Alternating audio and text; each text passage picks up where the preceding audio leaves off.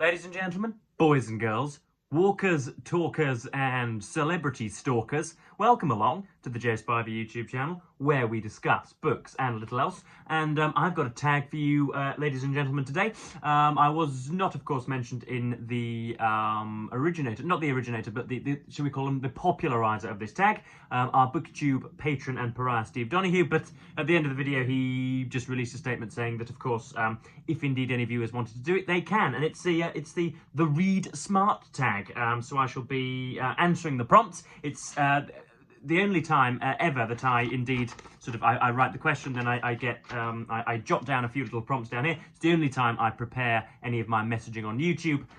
So this is going to be a little bit of fun, I assume. The weather here, for those interested, again, it's just about brightened up. For the last few days, it has been exercising a toddler's obstinacy. It has had it's got its lip frilled and its arms folded and its nappy brimming full of defecations, and it simply will not do what all of the world wants it to do, which is to be sunny and to be warm and to be tropical. But that apparently is not happening. But anyway, let's crack on with the Read Smart tag. 7 or 8 prompts here that are fecund in their inquisitorial nature. Question 1, or prompt 1: what is your strategy to stay focused and engaged whilst reading? And of course there is a bleeping blighter in the room here, a big technological elephant in the room, and that is that I barely use my phone whatsoever, folks. If ever you've had the privilege of contacting me via those means, via mobile means, you will be very well acquainted with the fact that I can go 6, 7, 8, 9, 10, 11 or 12 hours without replying to you or picking up my phone. If indeed, a close family member were somehow, sort of lying supine on the curbside with their giblets boiling on the tarmac, I wouldn't know that they had passed until 2 or 3 days hence, because indeed, as I say, I do not use my phone, and that is my one piece of advice for staying focused. It's how I do it. It is the well of all focus, as far as I'm concerned. Managing to kind of detoxify yourself from that scenario. Obviously, the phone needs to be used. You cannot be a complete self-avowed Luddite in the 21st century, but you must make it a professional relationship and not a domestically obsequious relationship. So, imagine your phone as a kind of nodding secretary that does what you want, and you consult it as and when, but do not let it come into your office and start, sort of jabbing you on the shoulder and provoking you and distracting you with menial tasks. Do not allow that. And also, do not let it to be, as I say, a kind of a whimpering, wheezing, weeping little, sort of little boy that is always tapping away at your head or whatever. And then, of course, my second piece of advice would be to read something which is tailored to yourself. Read something good. That is how you stay focused and engaged. If you are a 25-year-old male who likes to lift 100-kilogram weights, you're probably not going to enjoy something about the makeup journey of Kim Kardashian. So if, whatever it is that you naturally are drawn towards, nobody stares at the wall with kind of Churchillian rapture, kind of childish despondency. Nobody is interested in nothing. If indeed you quite like, analytical histories about the industrialized pogroms of one race of peoples, then first of all you'll find some great company in my read-along of Eichmann in Jerusalem, but you will also find, you just seek out those books. If you like nudist colonies in Zambia, find books about that. If you like books about Spike Mulligan, I don't even know who Spike Mulligan is, but his name's in my head. If you like books about him, if you like books about reversing white vans that are outside of my window, books about that, football, neoclassical architecture, just read about what you find interesting. There'll be books on Love Island. There'll be books on the cosmetic industry. There'll be books on, goodness knows what else. The relative the supposed flatness of the earth. There's books on everything, folks. So find what you find interesting, whether it's novelized or non-fictionalized. Get it read, because there are millions of books published just in the space of the time that it has taken me to talk for 5 minutes. Prompt 2: how does your environment influence your focus, and what can you do to optimize it? My environment is a positive, a kind of a great exciter for my focus. So I sit here supine on the bed. I have the window closed usually. You know, whenever there are terrible office works going on outside or whatever, whenever a workman is drilling, and indeed working on the road, I usually close the door, and yeah, I just sit here in silence and read. Yeah, as I say, supine on my bed. How does your environment influence your focus, and what can you do to optimize it? Yeah, I don't usually like to go outside to read. I've done that whole, you know, that whole wonderful thing where you sort of loll up around, and you can read on the balcony. People read in the park. People like to read on roller coasters, in the washing machine. I can't really do that because I'm usually upset by recalcitrant youths or canvassing Conservative MPs, so I don't really read outside. I just tend to do it here. How can I, you know, what can I do to optimize it? Again, turn the phone off, no notifications. Make sure that you have, you know, a great passage of silence. Make sure that you can work within the parameters of reality, and you're not being, as I say, poked in the cheek by the little festering imbecile that is the mobile phone. Prompt 3: what methods do you use to retain and recall information? Now, I have made my professional critical practices on here a matter of public knowledge. I indeed occasionally review for the estimable US Literary Journal Open Letters Review, and my technique is as follows. I like to annotate in pencil. For those of you born before the year 2005, this curiously phallic object will of course be a mystery to you, but it's got a little bit of graphite here and a little bit of rubber which is collected from an Amazonian tree, and that combines to make permanence and reduction possible within one object. How excellent is that? So I annotate in pencil in the margins and underline, and then when I have read for usually about 45 minutes to an hour, I will, and very rarely north of that or south, that's regimented, I will then write summaries such as this. So I will block it out in paragraphs, and I will write. I will make a note and circle any page numbers which I think contain relevant information. This just for all of you that are interested. I'm reading at the moment Martin Amos's final novel. That is a multivalent term according to the writer. I'm reading his final work, his final release, Inside Story, which of course features himself and Christopher Hitchens smoking in their mid to late 20s on the cover.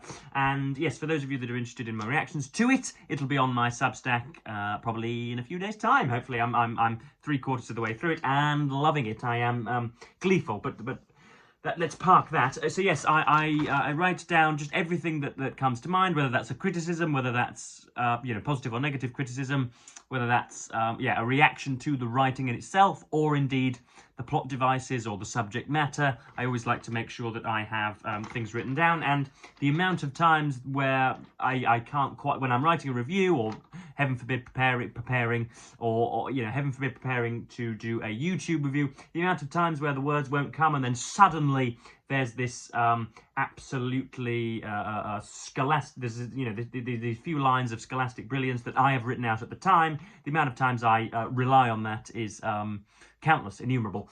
So yes, that's definitely a recommendation. That's the way, that's the best way to read and the best way to you know, recall information.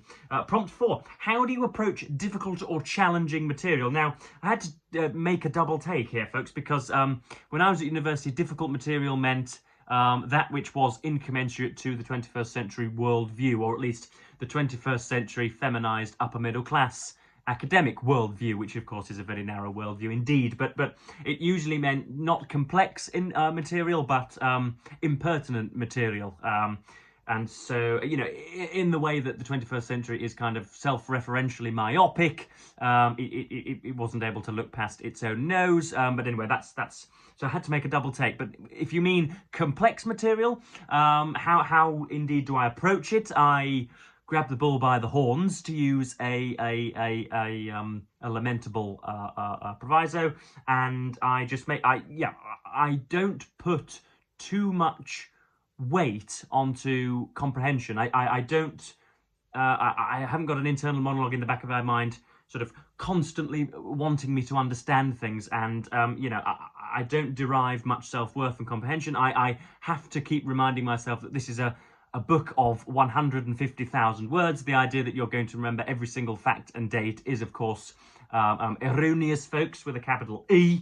And yes, so just, do not set your stall out and don't seek to take in all of the information. That's what I mean. Just let things go over your head and take what you can from it. Because if you're if you are a person of regular intelligence and you're going to try and read the theory of everything, or you're going to try and read the Tractatus Logico-Philosophicus, then you're going to find yourself in some difficulty, or you're going to find yourself disillusioned, ruinously disillusioned, if indeed you cannot remember every single syllable of it. So just, try not to grab every single barnacle from the book's hull, and go from there. Essentially, that would be my advice, and that's indeed what I do. Prompt 5, what role do note-taking and annotations play in your reading process? Of course, I've already talked about that, and I would highly recommend you guys to take notes and to annotate. Question 6: how do you balance reading for pleasure and reading for personal/professional development? At the moment, every 5th or 6th book involves material of a professional nature, i.e., not something for which I'm going to be paid, but something which is hopefully going to contribute to my cachet of criticism, which hopefully will one day catch the eye of a newspaper editor when indeed I prompt them and when indeed I ask to write for them. So yeah, every now and then I'll go through a flurry of I know, thankfully, Steve Donahue at Open Letters Review has given me carte blanche to essentially go up to every single publisher in the United Kingdom and the US and say that I've been commissioned to review X book, which means that I can and hopefully get a copy sharking through the letterbox in no time. So yeah, about every 5th or 6th book at the moment is professionally inclined, but I don't like the way that this prompt draws a distinction between pleasurable reading and kind of metaphysically fulfilling reading, or what was it? Developmental reading.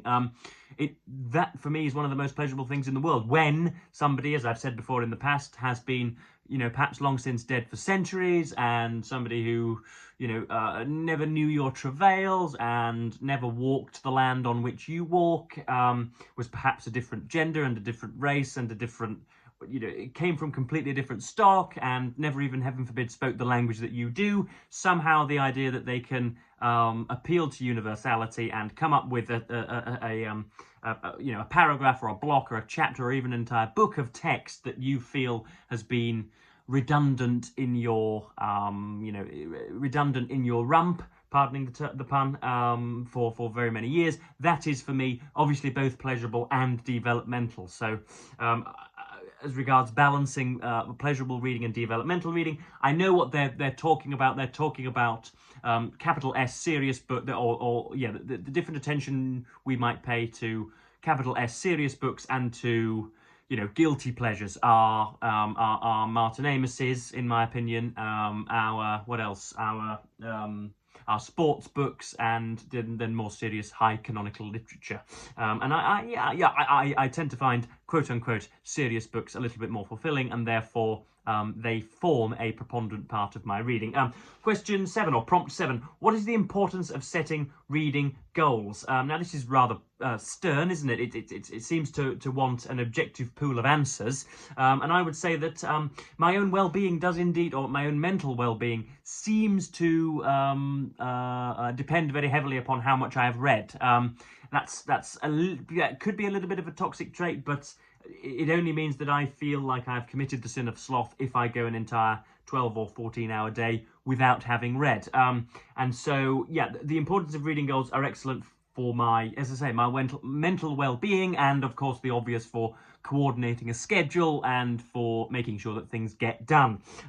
Prompt 8: what are some strategies for overcoming reading slumps or lack of motivation? Once again, I would recommend that you read good, fulfilling and consequential books. So again, if you want to read about the Argentine football striker Lionel Messi, if you want to read about the desalination of oceans in Malaysia, if indeed you want to talk about sewage in Norwich, if indeed you do want to talk about the ubiquity of skate parks in Chicago, if you want to talk about George Eliot's life, if you want to talk about the disillusionment of Franz Kafka, if you want, you know, all of the just find something that you will enjoy. And also my second strategy for overcoming reading slumps. I realise that I've been rather professorial in this, and I haven't really tailored it to my own experience. I've rather been giving out little gobbets of advice, but yes, strategies for overcoming reading slumps would be something like a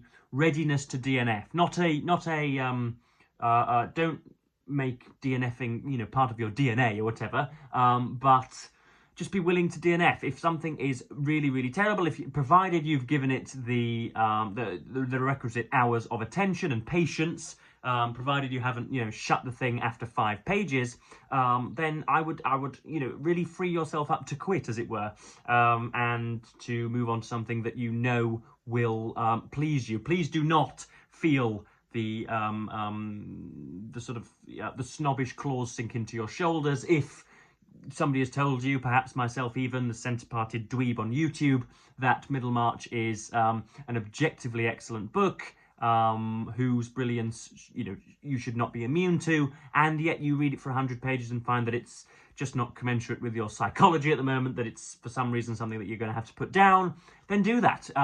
You know, please do not feel somehow morally compelled to continue reading. Those are my strategies for overcoming reading slumps and any lack of motivation. But as you can probably tell from my pyrotechnical whiz pop practices, I very, very rarely lack motivation, folks. But so yes, that was a rather wayward, nomadic, peripatetic reaction to the Read Smart tag. If indeed we're going to tag people, I may as well mention Randy Ray. I may as well mention Renee from the Left-Handed Reader, and who else am I going to find from the bowels of BookTube? I can't quite remember, but anybody that I'm choosing to if you're watching this video and you have a YouTube channel, then please do make the tag. And heaven forbid, if you have been lurking in the shadows and you think this might be a decent springboard to start a channel, then go ahead and do so as well. But yes, that was my Read Smart tag, folks. I'll leave the prompts in the description too, so that you guys can have a little attempt at the playground if indeed you want to have a go. And I will, of course, thank you ever so much for watching BookTube, and say goodbye.